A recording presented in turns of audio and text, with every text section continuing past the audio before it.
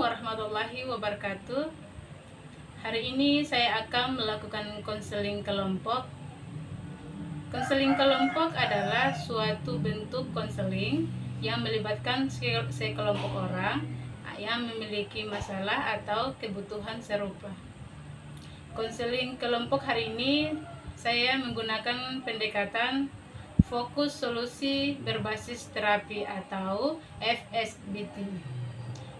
Nah, jadi teknik yang saya pakai ialah pertanyaan mencari solusi. Assalamualaikum warahmatullahi wabarakatuh. Waalaikumsalam warahmatullahi wabarakatuh. Terima kasih adik-adik karena sudah datang pada pertemuan ini guna untuk kita melakukan konseling kelompok. Nah, jadi sebelum kita memulai konseling kelompok ini, alangkah baiknya kita berdoa agar proses konseling kelompok ini berjalan sesuai dengan baik. Jadi ada yang teman satu boleh memimpin doa? Oke, jadi sebelum kita memulai bimbingan konseling, mari kita berdoa bersama-sama. Berdoa dalam mulai.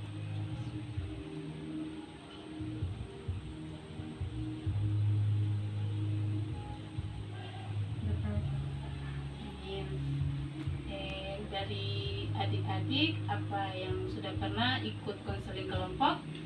Belum pernah. Ya. Jadi jika adik-adik belum pernah melakukan konseling kelompok, maka ibu akan menjelaskan tentang apa itu konseling kelompok. Nah, jadi konseling kelompok adalah suatu bentuk konseling yang melibatkan sekelompok orang yang memiliki masalah atau kebutuhan serupa. Nah, jadi tujuan konseling ini bertujuan untuk membantu anggota kelompok memahami serta meningkatkan kemampuan menghadapi masalah. Nah, jadi dalam konseling kelompok ini juga ada asas-asas yang dimana ada 3 asas yang nanti ibu terapkan. Yang pertama itu adalah asas kerahasiaan. Asas kerahasiaan ini dimana ketika adik-adik mengungkapkan masalah yang dihadapi secara itu masalah pribadi, maka kita yang melakukan konseling kelompok ini kita akan merahasiakan. Jadi rahasia teman, rahasia yang atau curhatan dari adik-adik kita akan cukup tutup di sini, tidak boleh ada yang membicarakan di luar dari konseling kelompok ini. Jadi dan yang kedua itu adalah asas keterbukaan. Jadi adik-adik boleh terbuka masalah yang dihadapi sekarang. Nah, jadi yang ketiga itu adalah asas kesukarelaan. Jadi adik-adik harus rela sukarela untuk menceritakan apa masalah yang dihadapi. Nah, jadi dari situ teman adik-adik bisa mengerti. Ya, adik-adik, ada pepatah yang mengatakan bahwa tak kenal maka tak sayang. Jadi marilah kita perkenalkan masing-masing diri agar kita saling mengenal ya. Oke, jadi perkenalkan, nama Ibu Jubidas Wakil, biasa disapanya Ida. Ibu Ida. Ya, dari sebelah. Perkenalkan Ibu, nama saya Hasna, bisa disapa Ana. Hai Ana. Ibu. Perkenalkan Ibu, nama saya Asriani, biasa disapa Ani. Hai Ani. Ya, perkenalkan nama saya Indonesia, disapa Desi. Hai Desi. Ya. Jadi karena dari masing-masing adik-adik sudah tahu nama teman-teman di sebelahnya kan. Nah, jadi yang ini namanya siapa tadi? Desi. Desi ini. Ani. Kalau yang ini Ana. Ana. Jadi Desi, Ani, Ana. Coba nama-nama indah ya. Jadi sebelum kita melakukan konseling ini, Ibu rasa teman-teman kurang semangat. Jadi kita akan melakukan ice breaking. Nah, jadi ice breaking ini Ibu akan melakukan ice breaking tentang tepuk semangat. Apa namanya? Tepuk konsentrasi. Maaf, namanya tepuk konsentrasi. Nah, jadi teman-teman ada yang tahu apa itu bisa contohkan konsentrasinya? Ibu. Oke, jadi silahkan. Jadi gini, kalau tepuk konsentrasinya saya ucapkan cek, teman-teman harus tepuk tangan. Kalau boom berarti tepuk paha. Nah, jadi coba kita tes dulu ya. Tepuk konsentrasi. Cek boom. Konsentrasi lagi. Cek boom. Boom cek. Cek boom cek. Konsentrasi ya. Itu. Mau diulangi Bu? Atau? Iya, kayaknya belum ada semangatnya, jadi Iya. kita ulang Oh, lagi. semangat. Ya. 1, 2, 3. Tepuk konsentrasi. Cek boom. Boom cek. Boom cek. Oke, terima kasih kepada Ana ya, karena sudah mengikuti speaking kita hari ini. Ya. Maka kita akan melanjutkan pada konseling kelompok. Jadi yang tadi Ibu sudah menjelaskan konseling kelompok dan asas-asas, adik-adik sudah mengerti. Mengerti, Ya, Bu. mengerti. Jadi apakah sudah siap untuk kita melakukan konseling kelompok hari ini? Siap, Bu. Jadi sebelum kita lanjut lagi, kita melakukan sumpah sehingga teman-teman janji sumpah sehingga teman-teman bisa tidak berani, dari teman-teman yang lain juga bisa yakin untuk tidak membocorkan rahasia dalam konseling kelompok ini. Jadi teman-teman bisa pegang tangan dari Ibu supaya kita melakukan sumpah janji. Jadi Ibu katakan lalu teman-teman mengikuti. Jadi saya bersumpah dan berjanji Saya bersumpah berjanji tidak akan membocorkan apapun yang terkait dalam konseling kelompok ini ke teman-teman. Tidak akan membocorkan apapun rahasia dari teman-teman rahasia dari teman-teman ke siapapun itu. ke siapapun itu. Ya, terima kasih karena sudah melakukan sumpah dan janji, dan Ibu yakin dan teman-teman juga sudah mendengar masing-masing sudah mengucapkan sumpah, berarti tidak ada kebocoran dari teman-teman yang lain untuk orang lain. Jadi bisa mempercayai teman-teman. Ya, Bu. Jadi di sini dalam konseling ini teman adik-adik bisa menceritakan masalah yang sekarang adik-adik hadapi. Jadi adik-adik bisa saja ceritakan masalah, kan banyak masalah nih, tapi masalah yang ditakutkan atau dikhawatirkan sekarang adik-adik bisa ungkapkan. Karena di sini juga ada asas kerahasiaan, jadi adik-adik tidak boleh mengkhawatirkan. Silahkan. Jadi yang di sini siapa? Yang itu. Oke, Ana duluan ya. Ana, kira-kira masalah apa yang Ana hadapi sekarang? Masalahnya itu belum balik di rumah. Belum balik di rumah. Iya, di Tambay, tapi sekarang sudah tinggal di Lahiro. Kenapa sampai keluar dari rumah karena salah satu alasannya itu tidak nyaman. Terus kenapa sampai saya bilang atau saya izin pamit dari rumah karena itu salah satu alasannya karena nanti ditahan. Nah, jadi ya jalan terbaiknya ya langsung pindah keluar. Oke, Ani. Ya, kalau masalah saya sendiri tuh saya kurang tidur pada saat malam hari. Oh, Kalau siang itu tidur, kalau malamnya itu susah tidur di malam hari. Iya. Lalu berikutnya Kalau saya ya ada masalah itu tentang air mata. air mata. Ya. Dan setiap itu Oh, sering menangis. Iya. Sering menangis ketika ada masalah. Iya. Kan tiba-tiba gitu, tiba-tiba. Iya, tiba-tiba keluar air mata. Oh.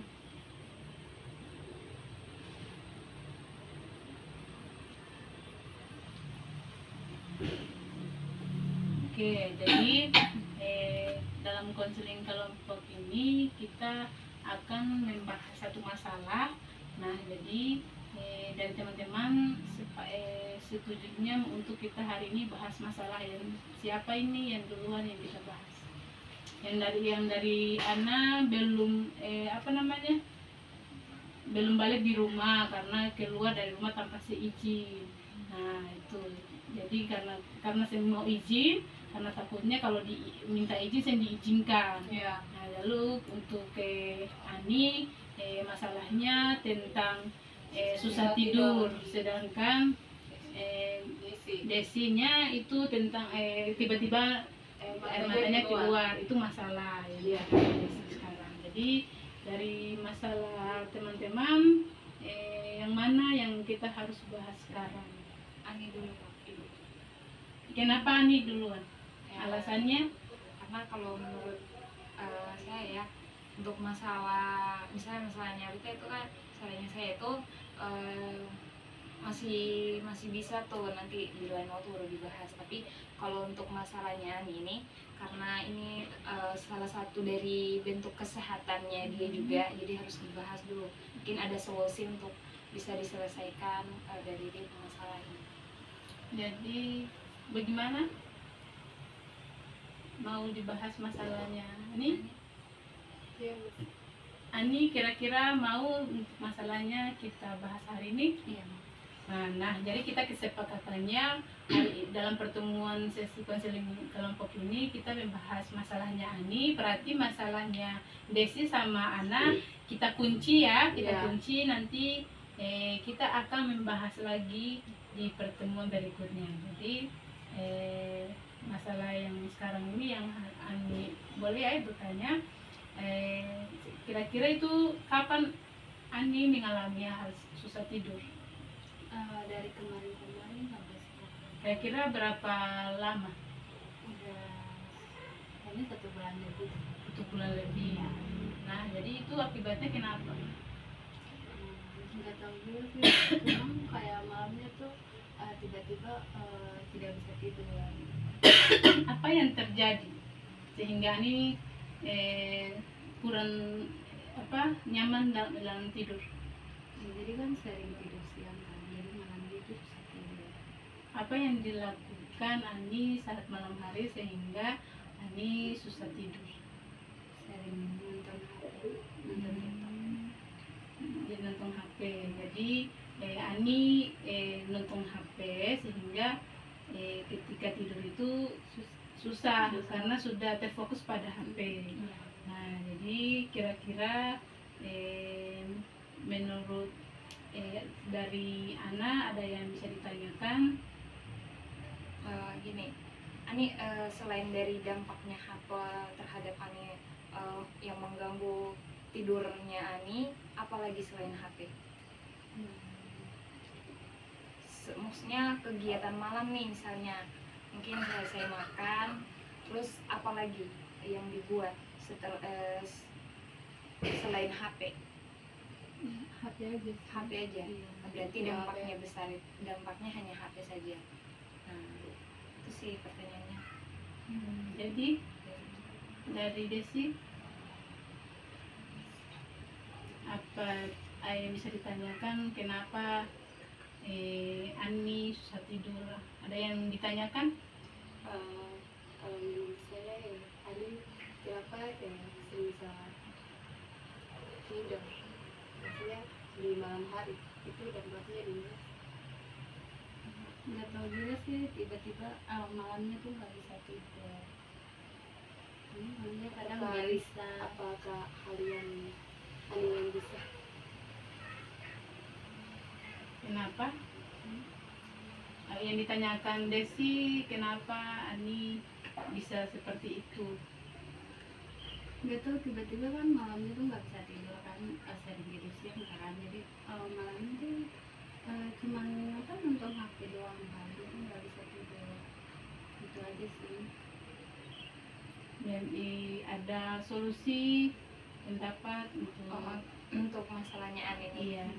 Jadi gini, kalau untuk saya punya solusi untuk Ani, sebaiknya itu dibuat jadwal misalnya setiap malam itu jam tidurnya jamnya berapa, Nah, misalnya nih di jam 9 di jam 9 itu mungkin ada buat tugas. Nah, sampai selesai. Misalnya itu kalau untuk buat jadwal tidurnya itu misalnya di jam 10 atau jam 11 itu sudah tidur. Nah, terus hindari tuh HP. Misalnya nih kalau masih terfokus ke HP, itu kayak memaksakan diri begitu. Paksakan diri untuk harus menghindar dari HP. Ya, misalnya nih ada paket atau wifi itu harus dimatikan, karena kalau pegang HP terus ada paketnya atau wifi-nya yang aktif, itu bisa kayak tanpa sadar kita itu buka sosmed, karena salah satu dampaknya HP itu dari sosmed itu salah satu dampaknya HP. Nah, kalau misalnya ada mungkin dari HP bisa kan HP kan ada maksudnya manfaatnya kan. Jadi misalnya dari tugas. Nah, tugas tuh kalau bisa misalnya tugas itu dikirim pas malam itu. Nah, itu kayak kamu fokus ke HP-nya ke tugasnya saja begitu. Nah, jadi di selesai tugas itu langsung kasih mati paket atau data atau wifi-nya.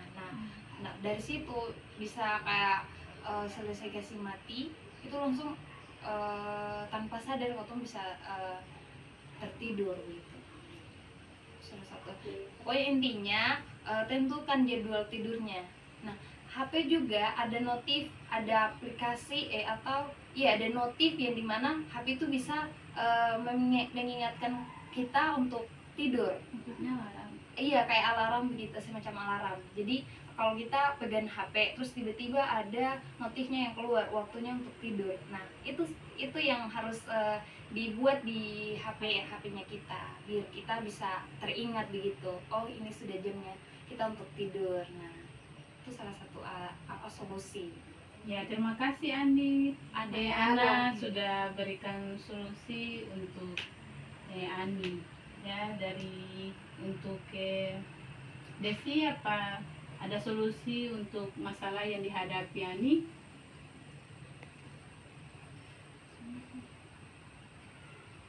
Solusinya ada untuk Ani? Kalau menurut saya Ya, Ani rasa cukup ya, Ya. dari tadi apa yang sudah dijelaskan temannya Ana. Berarti itu sudah mewakili sekali ya, bahwa apa sudah dari Ani harus punya komitmen, harus punya jadwal untuk tidur, jadwal belajar. Jadi HP-nya juga itu diberikan alarm, karena kalau HP ini kalau sering maksudnya yang tadi sudah dikatakan Ana, bahwa HP ini juga berguna ya. Pertama, kita bisa buat tugas, tapi kadang-kadang HP juga ini bisa membuat kita untuk lalai, kayak tidurnya cepat waktu, terus katung kesian ketika ke kampus. Apalagi Ani kan lagi kuliah kan, dalam proses perkuliahan. Ani juga ingin cepat selesai studinya. Ya, jadi kalau umpamanya Ani ingin cepat selesai studinya, harus punya komitmen. Jadi saya datang di sini merantau kos-kosan.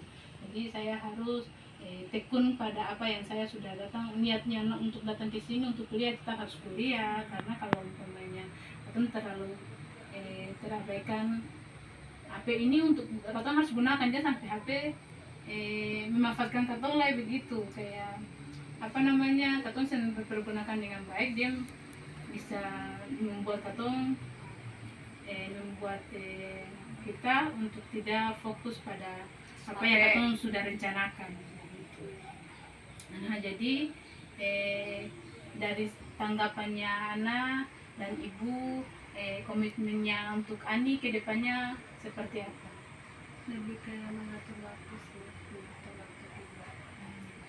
Ceritakan apa yang nanti bisa komitmen.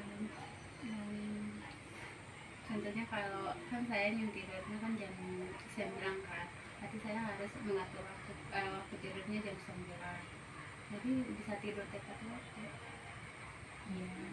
Jadi Ani sudah mengambil komitmen apa yang nanti dia lakukan untuk dari HP yang susah tidur itu dia bisa membatasi. Nah, karena dari tanggapan dari ibu dan mungkin anak, sehingga Ani sudah memahami kondisi yang dihadapi sekarang. Nah, jadi untuk dari kita melakukan konseling kelompok ini, kemajuan dari konseling kelompok ini, kira-kira tanggapan dari teman-teman dan dari sesi konseling ini apa yang teman-teman rasakan dalam konseling kelompok? Dapat maksudnya kayak dari Ani bisa mendapatkan solusi untuk bisa waktu selanjutnya nanti dia bisa terapkan gitu. Jadi apa yang Ani rasakan yang merasa lega setelah curhat, sudah ada solusi. Ya, ada solusi. Jadi apa kesan dan pesan kalian ya terkait dari kita lakukan konseling kelompok hari ini? Kalau pesan saya sih lega dan ada bisa maksudnya punya bimbingan, bisa curhat. Terus pesannya itu semoga kita bisa terapkan apa yang solusi-solusi yang sudah diberikan gitu. Iya, jadi ada kesannya apa Ani? Sama. Ya, bisa ceritakan kesan dan pesannya, karena mungkin apa yang dirasakan belum tentu apa yang Ani rasa juga. Mungkin Ani rasa tidak suka atau apa. Kalau pesannya sih saya merasa senang. Kalau pesannya semoga kedepannya ada bimbingan konselnya, saya bisa curhat lebih banyak. Lalu Desi? Saya keren, bagus, lega. Kalau pesannya kedepannya lebih bagus dari ini. Terima kasih untuk kesan dan pesannya. Nah, jadi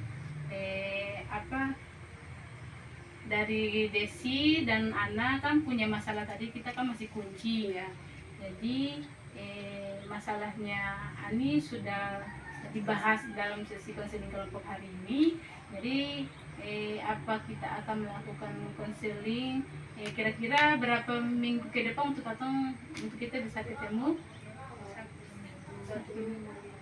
2 minggu dari ini. Jadi kesepakatannya 2 minggu dari pertemuan ini kita akan ketemu untuk konseling, karena ada 2 masalah dari adik Desi sama Ana yang kita belum bahas. Nah, jadi dan terima kasih kepada adik-adik karena sudah datang dan sudah bekerja sama dalam melakukan konseling kelompok. Dan sebelum kita mengakhiri ini, dari teman ada yang bisa mewakili untuk memimpin doa? Ya, silakan. Ya teman-teman, mari kita menundukkan kepala sejenak supaya meminta permohonan pada Allah Subhanahu Wa Taala. Semoga bimbingan kita pada hari ini bermanfaat bagi kita semua. Amin. Mari sama-sama berdoa mulai.